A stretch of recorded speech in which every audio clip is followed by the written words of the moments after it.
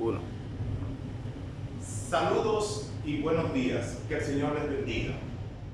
Alguien dijo que en cierta ocasión, es importante, hermanos, que observemos sus pensamientos, se convierten en palabras. Observemos sus palabras, se convierten en acciones. Observemos sus acciones, se convierten en hábitos. Observemos sus hábitos, se convierte en su carácter. Observemos su carácter, se convierte en su destino. En ciertas ocasiones, muchos de nosotros hemos tenido la oportunidad o la experiencia de estar frente a un examen con preguntas de falso y verdadero. Y sin lugar a dudas, nos ha sido sumamente difícil o trabajoso detectar cuál es la falsedad. Del mismo modo, en las grandes preguntas de la vida cotidiana, si bien es extremadamente importante ser capaz de discernir entre lo bueno y lo malo, lo falso y lo verdadero, debemos llegar a la conclusión de que no siempre es fácil detectar la falsedad. El problema en la iglesia de Éfeso era que estaban proliferando las doctrinas falsas y algunos hermanos habían sido atraídos o seducidos hasta el punto de que algunos de ellos ya se encontraban en la iglesia local enseñando una doctrina diferente. Hoy en día, al igual que en la ciudad de Éfeso, en nuestro país proliferan las doctrinas falsas o erróneas. Y de esa manera nosotros podemos ver cómo ya algunas de ellas han entrado o penetrado al seno de las iglesias cristianas. Algunas de manera solapada, pero otras de manera abierta. Ahora nosotros debemos de irnos a la porción de la palabra de Dios de Primera de Timoteo capítulo 1, desde el versículo 3 hasta el versículo 11, donde vamos a observar cómo el apóstol Pablo ordena a Timoteo enfrentar o afrontar el problema de las enseñanzas de falsa doctrina. Primera de Timoteo es la primera carta de dos escrita por el apóstol Pablo a su hijo Timoteo. Varias razones motivaron al apóstol Pablo a escribir esta carta. Dos de las más importantes de ellas son, primero, porque el apóstol Pablo quería que Timoteo enfrentara a los falsos maestros que estaban trayendo esas doctrinas erróneas. Y en segundo lugar, tenían la necesidad de fortalecer el liderazgo cristiano de la iglesia. Así que a través de esta carta podemos darnos cuenta cómo Dios entrenó, preparó, capacitó a Timoteo a través del apóstol Pablo para enfrentar este problema que azotaba la iglesia del primer siglo. Ahora, ¿cuál será la tesis nuestra en relación a este tema? Bien, que el creyente debe refutar las enseñanzas de la falsa doctrina. Podríamos hacernos en este momento una pregunta sumamente importante. ¿Por qué el creyente debe refutar las enseñanzas de la falsa doctrina? En nuestro pasaje a considerar, el apóstol Pablo escribe tres verdades o tres razones o argumentos por medio de las cuales el creyente debe enfrentar las enseñanzas de las doctrinas falsas. La primera de ellas, la primera razón que podríamos invocar es el hecho de que por las consecuencias que ella acarrea. En segundo lugar, por los propósitos que promueve. Y en tercer lugar, por las bases o los fundamentos que sostienen la falsa doctrina. Consideremos pues la primera de ellas, las consecuencias que acarrea. Al ir al versículo 4 de la porción que acabamos de leer, nos vamos a dar cuenta de la primera consecuencia que encontramos en la enseñanza de la falsa doctrina. Dice el versículo 4, ni presten atención a fábulas y a genealogías interminables, que acarrean disputas más bien que edificación de Dios, que es por la fe, así te encargo ahora. Antes de enunciar cada una de las consecuencias, debemos razonar sobre la preocupación del apóstol Pablo. El apóstol Pablo estaba sumamente preocupado por la penetración de doctrinas contrarias a la salvación, a la doctrina de los apóstoles. De manera que el apóstol estimula a Timoteo a observar ciertas cosas importantes para poderlas contrarrestar. El apóstol Pablo en varias ocasiones, tanto en la primera carta como en la segunda carta, hace referencia a este problema. Él era un hombre inspirado por el Espíritu Santo y sabía que tenía que dejar a una persona bien entrenada, bien preparada, capaz de detectar el error, capaz de afrontar el problema, pero también idóneo para instruir a la iglesia, sobre todo en base a la autoridad de la palabra de Dios. De esta manera, creemos que se podrían evitar las desastrosas consecuencias que vendrían sobre la iglesia si ellos permitían la penetración de las falsas enseñanzas. No sabemos exactamente qué eran esas falsas doctrinas, pero sí sabemos que habían penetrado a través de fábulas, de genealogías, que no son otra cosa más que mitos, que fantasías, cuentos y cosas ficticias que de una u otra forma acarreaban las consecuencias que vamos a enumerar. En primer lugar, estas fábulas y esta genealogía acarreaban disputas. Dice el versículo 4 que no debían prestar atención a las fábulas y a las genealogías interminables, porque al final, ¿qué dice el versículo 4? Acarreaban disputas. ¿Qué eran las disputas? Eran distracciones absurdas que derivaban más tarde en contiendas y en problemas entre las personas y también en el seno de la iglesia. Así que esta es una de las primeras consecuencias que las iglesias pueden enfrentar cuando permiten que la falsa doctrina penetre a ella. En segundo lugar, dice la palabra de Dios en este mismo versículo que se tornan peligrosas porque sustituyen la edificación que viene de Dios por la fe. En otras palabras, en vez de ser edificado a través de la enseñanza de la palabra de Dios, lo que traía eran las disputas. Así que estas consecuencias son desastrosas para la iglesia. Pero dice la palabra de Dios, en tercer lugar, en el versículo 6, que desviaban al creyente de la verdad y lo apartaban a vana palabrería. El verso 6 dice lo siguiente: algunos, desviándose de esto, se perdieron en vana palabrería. Primero, la palabra desviar significa errar al blanco, falsear la verdad, andar por un camino errado, por un camino equivocado. Así que estas enseñanzas desvían al creyente de la sana doctrina. Pero no solamente la desvían de la sana doctrina, sino que al mismo tiempo en que desvían al creyente de la sana doctrina, lo guían o lo encaminan hacia la vana palabrería. ¿Qué es la vana palabrería? ¿Cómo podemos ilustrar el concepto de vano? Bueno, es importante que nosotros entendamos esto a través de la siguiente ilustración de lo que significa vano.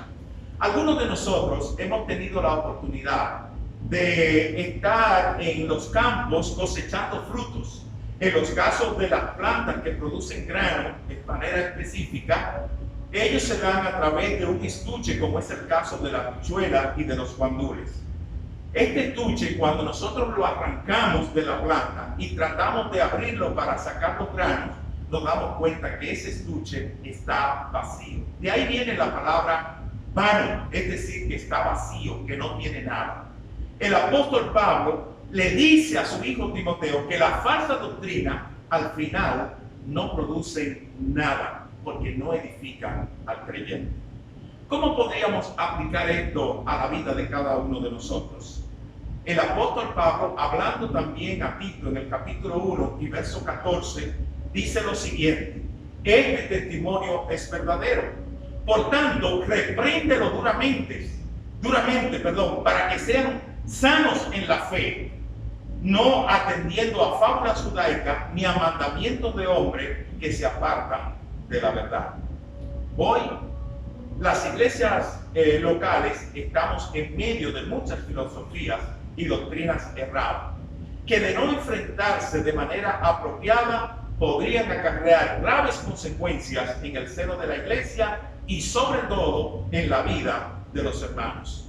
Así como el apóstol Pablo se preocupó por las consecuencias de la falsa doctrina, nosotros también debemos estar preocupados. Pero no solamente preocupados, también debemos de estar preparados de tal manera que nosotros podamos defender la sana doctrina, así como lo estuvo Timoteo, que fue capaz de afrontar ese problema. Ahora, no solamente nosotros debemos rechazar las enseñanzas de las falsas doctrinas por las consecuencias que acarrean, sino también, en segundo lugar, por los propósitos que promueven. Dice el versículo 5 de la porción que estamos leyendo: el propósito de este mandamiento es el amor, nacido de corazón limpio, de buena conciencia y de fe no fingida. Esta porción de la palabra de Dios establece cuál es el propósito, pero el apóstol Pablo hace un contraste entre el propósito de la sana doctrina y el propósito de la falsa doctrina. De manera tal que dice el apóstol Pablo que la sana doctrina tiene los siguientes propósitos. En primer lugar, dice él a su hijo Timoteo: este mandamiento tiene como propósito el amor. Es importante que nosotros entendamos que el propósito de la enseñanza de la palabra de Dios es el amor. Ahora, este amor es el amor ágape, es el amor de Dios enviando a su Hijo Jesucristo a morir en la cruz por cada uno de nosotros. De manera que es un amor sacrificial. Y este tipo de amor es el amor que se debe reflejar en el propósito de una buena enseñanza. Ahora, no solamente tiene que ser el amor con este estilo, sino también con la siguiente característica. Dice la palabra de Dios que tiene que ser un amor, primero, nacido de corazón limpio; segundo, de una buena conciencia; y en tercer lugar, de una fe no fingida. Consideremos en primer lugar, la primera característica, que es de un corazón limpio. De manera que cuando nosotros tenemos un corazón limpio, estamos hablando de algo que ha sido lavado, algo que ha sido regenerado, algo que ha sido cambiado. Cuando la persona conoce a Cristo como su Salvador, hay una regeneración que produce un cambio en su corazón. En segundo lugar, de una conciencia buena. Cuando hablamos de que algo es bueno, hablamos de que algo produce satisfacción, produce bienestar. La buena conciencia debe producir una satisfacción por querer vivir y actuar como la persona de nuestro Señor y Salvador Jesucristo.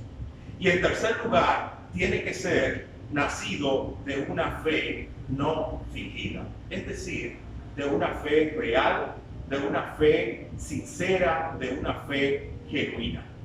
Se cuenta que en algunas ocasiones las personas iban al mercado a comprar vasijas, unas vasijas de barro que se vendían.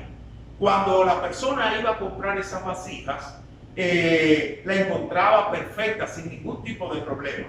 Pero una vez expuesta al sol, se daba cuenta que la vasija había sido recubierta con cera para cubrir las grietas que ellas tenían. Esto evidentemente era de muy mal gusto para el comprador, pero la próxima vez que tenía que comprar la vasija, decía: yo quiero una vasija, pero que sea sincera. Así es el propósito que promueve la palabra de Dios: una fe real, una fe genuina, una fe sincera. Ahora, ¿cómo aplicamos esta enseñanza a la vida de cada uno de nosotros?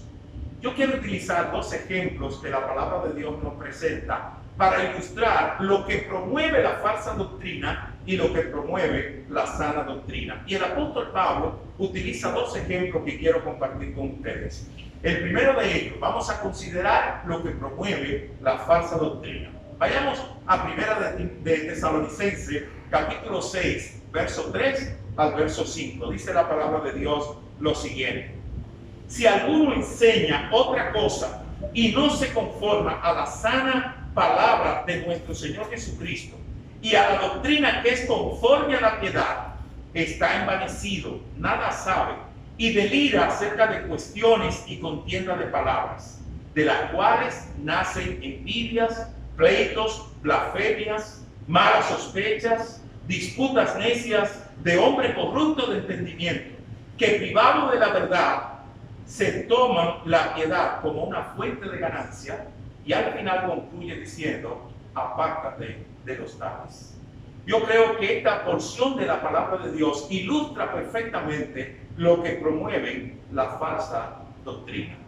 Ahora veamos el ejemplo de lo que promueve la sana doctrina. Y este es un ejemplo muy interesante, porque es el ejemplo del propio apóstol Pablo, quien utiliza su propia vida para decir lo que la sana doctrina ha producido en su vida. Vayamos entonces a Primera de Tesalonicenses capítulo 2, verso 3 al verso 8, cuando el apóstol dice lo siguiente: porque vuestra exhortación no procedió de error ni de impureza, ni fue por engaño, sino que según fuimos aprobados por Dios, para que se nos confiase el evangelio, así hablamos, no como para agradar a los hombres, sino a Dios, que prueba nuestros corazones, porque nunca usamos de palabra lisonjera, como sabéis, ni encubrimos avaricia, Dios es testigo, ni buscamos la gloria de los hombres, ni de otros, ni de vosotros, pues aunque podíamos seros carga como apóstoles de Cristo, antes fuimos tiernos entre vosotros, como la nodriza que cuida con ternura a sus propios hijos. Tan grande es nuestro afecto por vosotros que hubiésemos querido entregaros no solamente el evangelio, sino también vuestras propias vidas, porque habéis llegado a sernos muy queridos. Perfecta ilustración que usa el apóstol Pablo para demostrar los propósitos que promueven la sana doctrina. Y así hemos visto el contraste entre un propósito y otro. ¿Cómo podemos aplicar entonces los propósitos que promueve cada una de estas doctrinas a la vida de nosotros? Bueno, antes de nosotros atacar a los falsos maestros por la enseñanza que ellos promueven, debemos revisar nuestras propias vidas. ¿Cuáles son los propósitos que nos mueven? ¿Qué tanto nosotros estamos permitiendo que el Espíritu Santo esté trabajando en nuestra vida para producir una fe genuina, capaz de producir una conciencia pura, y a su vez esa conciencia pura capaz de producir un corazón limpio que sea capaz de producir el amor que no solamente se expresa a Dios, sino también el amor que se expresa a los demás? Yo creo que si nosotros hacemos este ejercicio, como lo hizo el salmista David en el Salmo 139, cuando dijo: examíname, oh Dios, pruébame y conoce mis pensamientos, así entonces nosotros podemos evaluar nuestras vidas. Si está bien nuestra vida, entonces podemos pasar al segundo paso, que es atacar las enseñanzas de las falsas doctrinas. Ahora, no solamente debemos refutar las enseñanzas de las falsas doctrinas por las consecuencias que acarrean y por los propósitos que promueven, sino que también debemos refutarlas en último y en tercer lugar por las bases o los fundamentos que las sustentan. Cuando nosotros vamos a la porción que estamos considerando de 1 de Timoteo capítulo 1, en los versículos 7 al 11, el apóstol Pablo explica cuáles son las bases o los fundamentos de la falsa doctrina. Dice la palabra de Dios lo siguiente: pretenden ser doctores de la ley cuando no entienden ni lo que hablan ni lo que afirman. Pero sabemos que la ley es buena si uno la usa legítimamente, conociendo esto, que la ley no fue dada para el justo, sino para los transgresores y desobedientes, para los impíos y pecadores, para los irreverentes y profanos, para los parricidas y matricidas, para los homicidas, para los fornicarios, para los sodomitas, para los secuestradores, para los mentirosos y perjuros, y para cuantos se opongan a la sana doctrina según el glorioso evangelio del Dios bienaventurado que a mí me ha sido confiado. Así que nosotros encontramos en esta porción de la palabra de Dios las bases o los fundamentos que sostienen la enseñanza de las falsas doctrinas. Y el apóstol Pablo le dice a su hijo Timoteo que estuviera apercibido de que esas personas, el propósito que los promueve es que ellos quieren ser doctores de la ley, pero tienen un problema: no saben lo que enseñan ni entienden tampoco lo que ellos mismos creen. No hay forma de cómo ellos puedan explicar lo que ellos creen. Es más, ni siquiera conocen el propósito de la ley. Para que una doctrina sea buena para una persona, es necesario primero que esa doctrina sea conocida por esa persona antes de que esa doctrina pueda cambiar la conducta de esa persona. Es casi una imposibilidad pensar de una manera equivocada y actuar de una manera correcta. Es triste que una persona trate con frecuencia de actuar correctamente, aun cuando su forma de pensar está equivocada. ¿Cómo podemos ilustrar esto? Bueno, la Biblia nos dice que el Señor Jesús, hablándole a las personas sobre cómo construyen su vida, en Mateo capítulo 7, versos 26 y 27, dice la palabra de Dios que aquellos que construyen sobre la arena o sobre la roca tienen sus consecuencias. El que construye sobre la arena, cuando llega el viento y el agua, dan con ímpetu y es grande su ruina. Así que nuestra doctrina no se fundamenta en algo que puede ser derrumbado. La sana doctrina permanece para siempre. Ahora la falsa doctrina tendrá su ruina. En conclusión, una iglesia es verdadera cuando proclama correctamente la enseñanza de la palabra de Dios. Una iglesia es verdadera cuando promueve el amor nacido de un corazón limpio, de una conciencia pura y de una fe no fingida. Una iglesia es verdadera cuando sus fundamentos permanecen para siempre. Así que, cerrando ya, podemos decir lo siguiente. En primer lugar, que debemos rechazar las enseñanzas de la falsa doctrina por las consecuencias que acarrean. En segundo lugar, por los propósitos que promueve. Y en tercer lugar, por las bases o fundamentos que la sostienen. En ciertos lugares, cuando uno va de tránsito, se encuentra con montañas muy altas, de donde en ocasiones se desprenden ciertas piedras o derrumbes. Y por lo tanto, hay letreros que advierten a los conductores: precaución, peligro, derrumbe, maneje con cuidado.